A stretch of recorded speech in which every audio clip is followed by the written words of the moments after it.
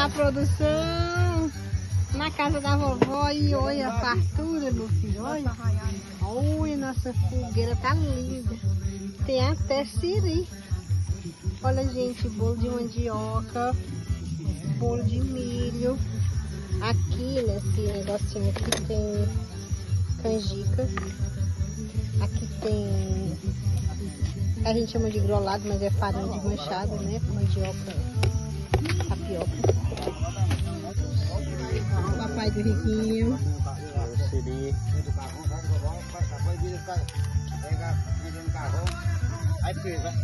Olha o Riquinho aqui, mas a mamãe.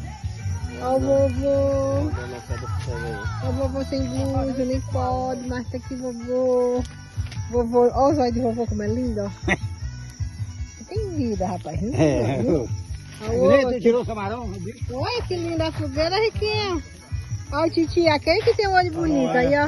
Ô, bicho dos olhos bonitos. Suado. Aí. A força tá em cima da cadeira. Ó, vovó. No quarto. Não aguenta não. Aí correu de trás.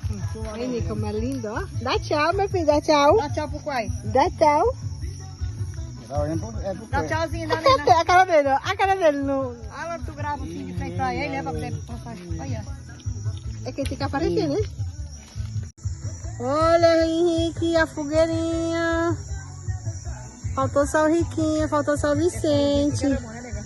Faltou só o Vicente, não foi, meu filho? O Vicente tá dormindo.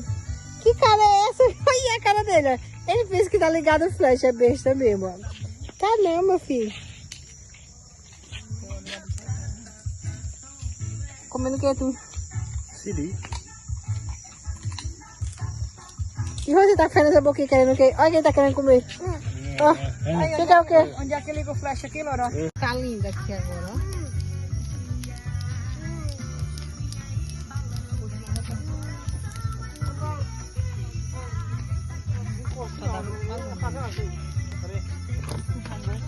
É só botar no silencioso.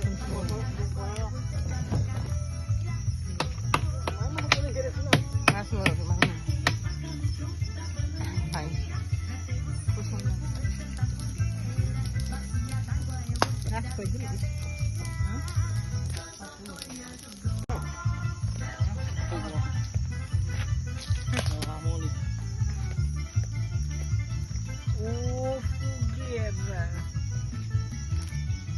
Bora comer, né? Vai ficar só olhando na fé.